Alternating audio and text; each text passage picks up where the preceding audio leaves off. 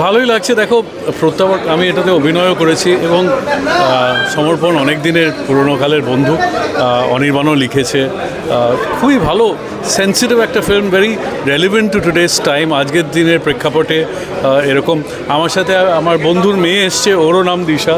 তো ও বলছিল এই যে ইনস্টা জেনারেশন আর এই যে আমাদের চারিদিকে সামাজিক একটা প্রত্যাবর্তন হয়ে চলেছে আজকের দিনে, সত্যি ডোপামিনটা আর সেই ছোটোবেলাকার মতন খেলে আইস পাইস পিট্টু খেলে নয়, আজকাল ইনস্টাগ্রামের থেকেই যা ডোপামিন চার্জেস এরা পাচ্ছে আজকের generation, I think is very required. এখন অবধি যা ছবিটা আমরা দেখেছি ইজ ভেরি পয়েন্টেন্ট, এবং আগামী দিশাতেও যেটা দেখা যাবে, অঞ্জনদা আর অসাধারণ অভিনয় করেছে এবং শিলাদার সাথে প্রচুর দিন মাঝরাত্রির বেলা অবধি অভিনয় করতে হয়েছে। খুবই ভালো লাগছে এবং আমার মনে হয় যে আজকের দিনে এরকম একটা গুরুত্বপূর্ণ সাবজেক্ট সমর্পণ আর অভিজিৎ খুব সেন্সিটিভলি এটাকে নিয়ে এসছে। আমরা তো সবসময় মার্কাটারি থ্রিলার দেখতে অভ্যস্ত, বাট এরকম সামাজিক প্রেক্ষাপটে এরকম প্রত্যাবর্তনটা হওয়াটা আবশ্যক।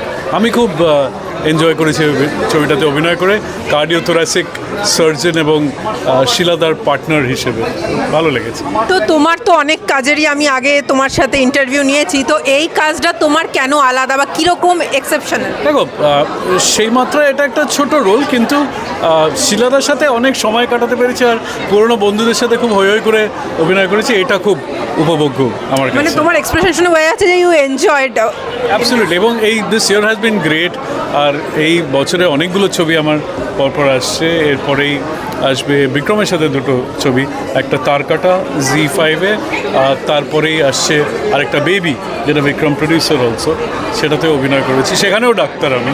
তো পরপর ডাক্তারি হয়ে যাচ্ছি, দেখা যাক এরপরে হয়তো রোগীর রোগ পাবো। আর দর্শকদের কি বলবে এই মুভিটা কেন দেখা উচিত? দর্শকদের বলবো এরকম একটা ছবি পরিবার নিয়ে দেখা উচিত, যেমন একটা ক্লিন, স্বচ্ছ, ইম্পর্টেন্ট সামাজিক প্রেক্ষাপটে খুবই জরুরি একটা ছবি দেখাটা উচিত। আমার মনে হয় বাঙালি দর্শক আবার হলে ফিরতে পারবে এরকম ছবি দেখে। ওকে ওকে, গ্রেট গ্রেট, থ্যাংক ইউ।